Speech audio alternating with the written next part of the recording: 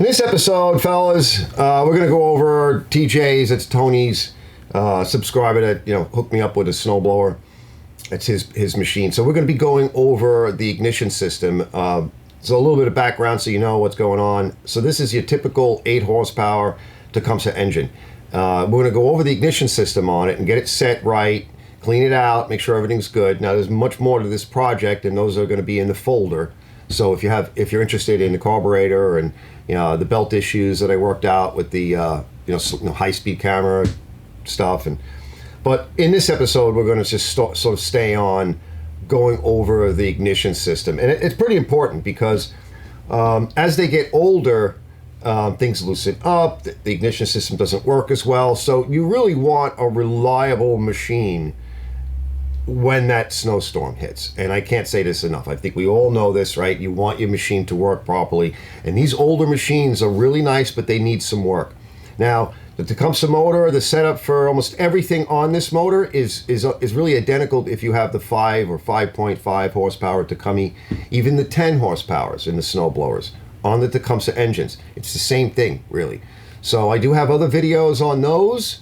But in this one, I just want you guys to know that for those of you that maybe are a little unsure, Arch, I got one, mine's a different number, right? Now, it's the same, the setup, the type of work that we do here and what I like to show and do to get these things running again. It's really the same thing for all of them. It's just some different nuances. So let's get started on that, and I think you'll be surprised. You'll get a machine together and go through the whole thing, and you're going to have something that... compared to like some of the cheaper machines today, these are nice old machines, and I think they're worthy of your investment in time. And it's a good opportunity to learn something. So let's get started.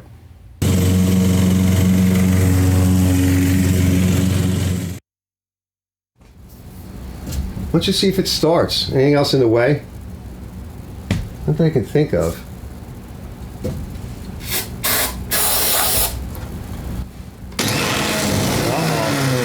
That's a bad sound. Alright, so we know we have to deal with a starter motor issue.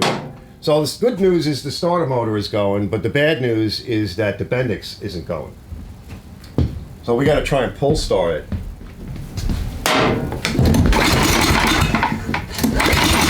Alright, we got nothing. Let's pull the plug.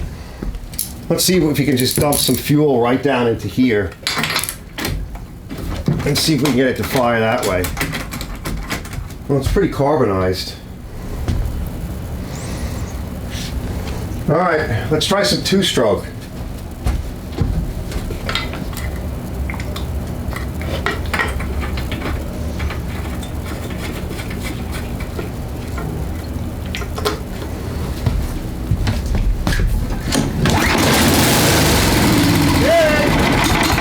Not bad. All right, so she'll run, right? This is kind of what we went through when we tried fooling around with it.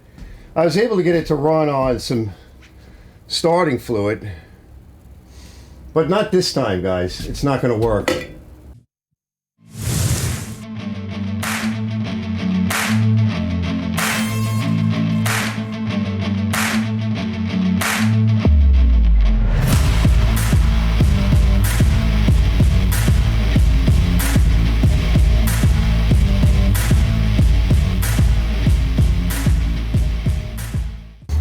Let's take the muffler off. This nut and everything back here is so far like behind. That's why I hate getting there. But we're going to take a lot of this stuff apart anyway, so let's just start stripping everything down. All right, I can feel it. Very common for these bolts to break. So don't use power tools for stuff like this, fellas. Yeah, because thread's stripped out on the front, so we want to be mindful of that. When thread starts stripping on an engine like this, one, it's because of age, but two, it's salt and oxidation. So if you were to blammo this with a power tool, you'd break the end of that bolt right into the block. And yes, you can fix it, but yet it's another thing to fix. Yeah. All right. I'm not happy. I'm guessing as to whether or not I'm able to get lubricant on it.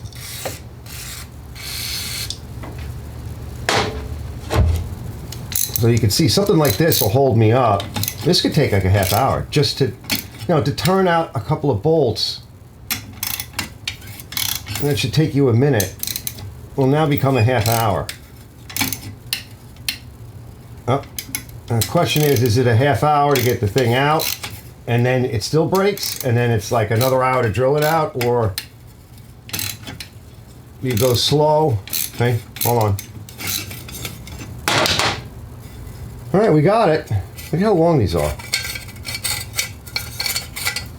Oh my God. I mean, that's good, but... All right, we got them out. That's all that matters. Let me bring you in close with the other camera now so I can show you the arrangement of all the rods and everything and what holes they're in. All right, be right back.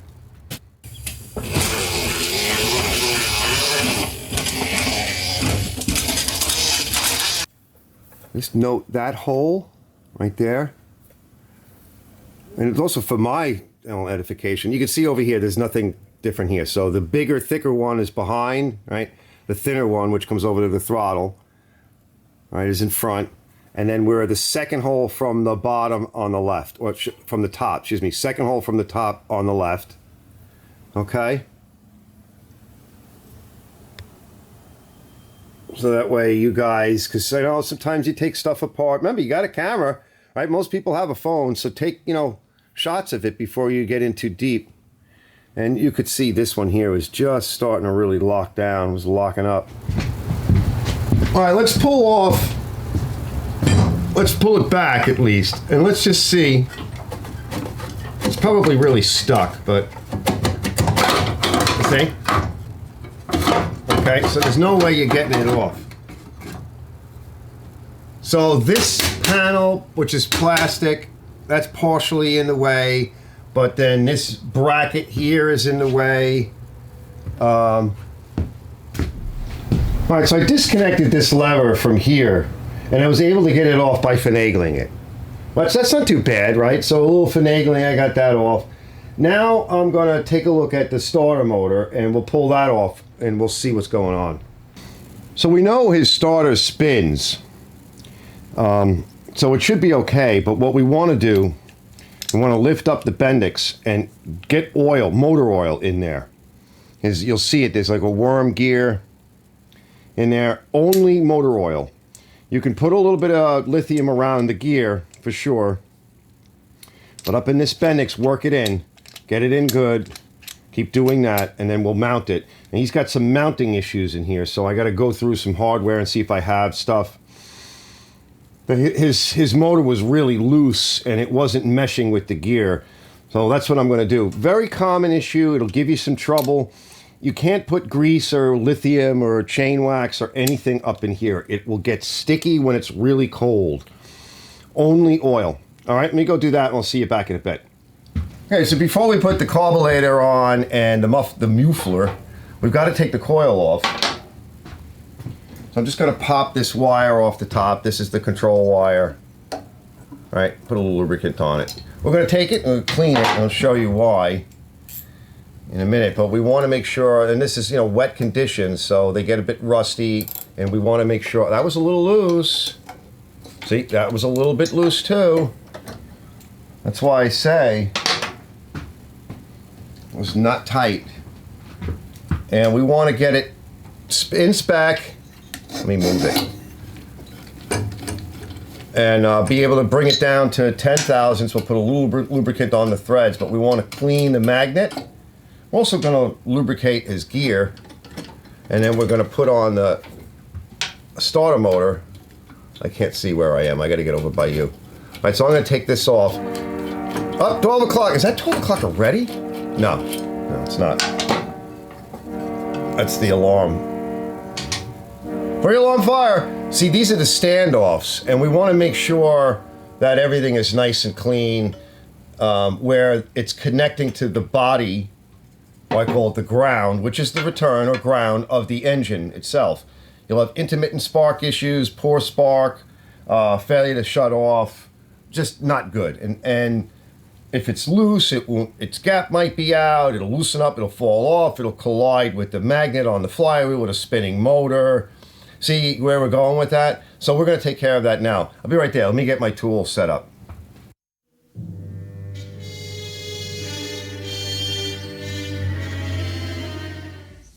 So you could use a wire brush, right? But I've got this nice tool, so I'm gonna use it.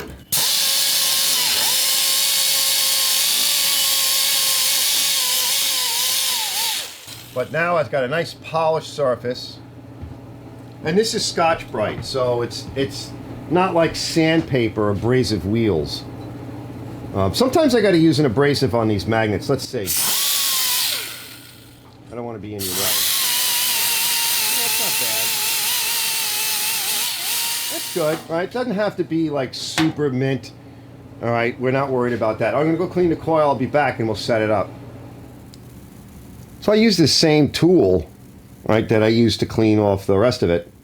Just mostly here where the contacts are made between the bolt, the body of the coil, the body of the engine, all right, and then the tang, and just make sure that the connection in here is good. His is. If it's rusty, you're going to either have to replace this end, replace the coil, or clean it out with some acid. And then don't forget, because it's wet operation, you're going to want to put either a dielectric in there, like a dielectric grease, or... So what we want to do now, or you can even put chain lube in there, chain wax. So I got my bolts nice and lubricated, and I'm just going to snug these up. Now, I do have other videos of doing this. I got a video on a Craftsman with a 5.5 horsepower Tecumseh. What we're going to do is just kind of snug it up, lift it up, just snug it so it stays up.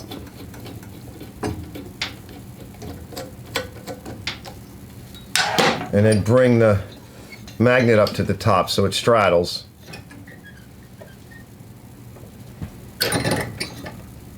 And then just place your, this is, you can do 10, between 10 and 15 thousandths. I'm going with 10. Everything's nice and clean. And I gotta straddle it. I can't really see. There we go. And then loosen it up so it comes down. Just kind of nudge it.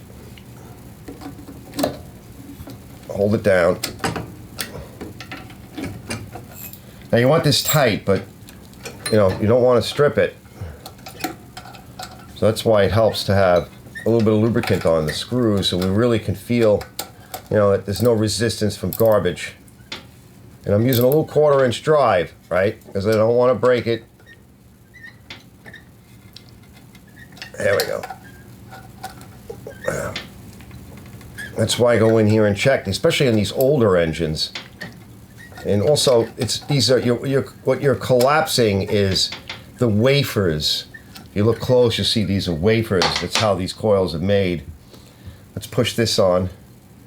And sometimes they need to kind of recollapse down again. It helps to have the plug out and everything, right? So how often do you do something like this? Not that often, right? This is an older motor and an older machine, and it hasn't been serviced like this ever. So that's why I say to people, depending upon what kind of machine you have, you know, if it's been a long time, right, it's seen some use, and then just spin it to make sure everything's good. All right, and one last thing. It is wet operation, so we can put chain wax on. And I'm going to put some chain wax on the gears as well, and up on here. And then, if you want, I'm going to try to get that. Because this will stick, and it'll provide a way, and lubrication, and a way to keep the water from rusting everything. Let's spray the whole thing if you want, but we don't need to. It's like Cosmoline. And then if you really want to, fellas, Put a little bit of, this is where spray lithium really comes in handy. You don't need much. All right, because we got something on the gear. And now we won't have issues with his gears. He's done. Right, now we can put the cover back on, which I got to finagle. And I want to show you what I want to do with the cover. See, now he's got, it's not going to rot. We got a little bit of lube. You can also put grease on it too. All right, so now we'll be able to put the cover on. All right, so what I want to show you here on the cover is there's a couple of things we may want to check. I want to make sure that this is in good shape. There's no nicks in anything, so we'll test that by just depressing and feeling. I'm going to do it on the table. And then I want to put a little oil in here, right? And there's like a bushing in there. And then there's a place where the spring, it grabs. That's something I like to do with my machines, and I'm going to do for him. I'm probably not going to spray paint the, do the whole machine, but I like to do the tin since I'm working on the motor. I kind of refresh the motor and get it looking all nice. I got the other brackets I'm working on, cleaning them up, little acid etch. I give them a cleaning, maybe a little super clean, then generally a little acid etch. And those are being acid etched, so they'll be ready a little bit. As I'm doing other stuff, I come back and I clean these things up. I got a few other things laid out for myself. I got to clean the gas tank. I got to dump some oil, and I took those brackets off of here, right? So I always say check for tight. So I go over everything, make sure the head is tight, nice, not torque, because you're not going to get a proper torque reading. Just put your wrench on it and check for tight. All right, I'm going to keep going, and a little bit later we'll put this together. So what I want to do now, so look, this is nice. Oh, I forgot to peel this off. Hold on. I just wanted to show you. So later on, we're going to want to spray these stickers. Let it dry for now, right? Because it's dry enough for me to touch. I use the fast dry Rust-Oleum, and I'm going to get a picture of. This is the engine tag up here. And I don't know if it's going to focus, but I'm going to get a picture of that, because that's everything you need to know pretty much about this engine. So now, the last thing I want to do is I want to take a bit of oil, and in here, right, we want to get the poles here, and then where the spring pocket is, which is, I got to get my light out and find it. And I got to put more oil in this. So we want to get it into these poles, and what we'll do is I pull it through. I gotta find that pocket, because they get sticky, fellas, and I wouldn't recommend any grease or any chain lube. The chain lube, not the chain wax. I don't know if I can get to it here on this one. May have to just try to get past the rope.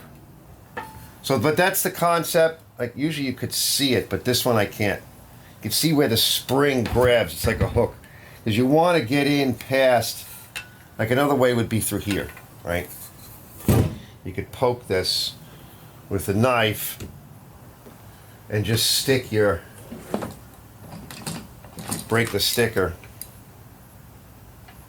Sometimes that works. Yeah, see?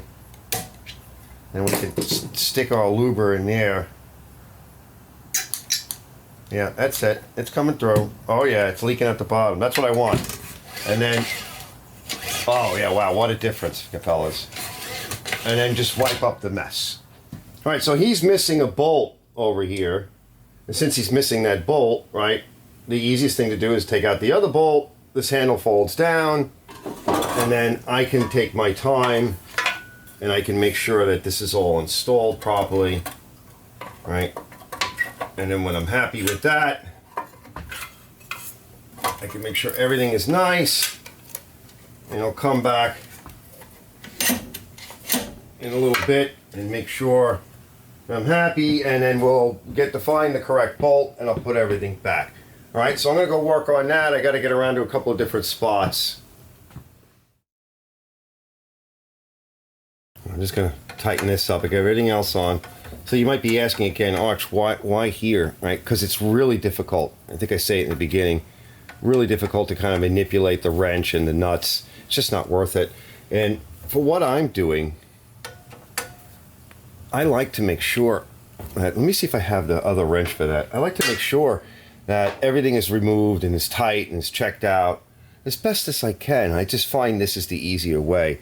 I'm going to trim that off a little bit because we got enough room here for the push primer. Okay, so I'm going to trim it. And I think that's it. I'm going to put the muffler on. I got a few other things. I got to put the gas tank on. We're getting close.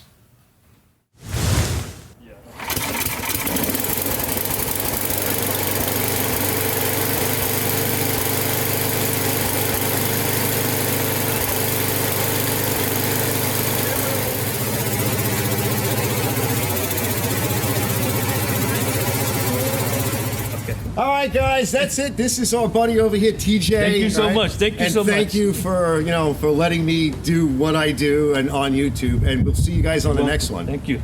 Thank you. Get it. Runs great.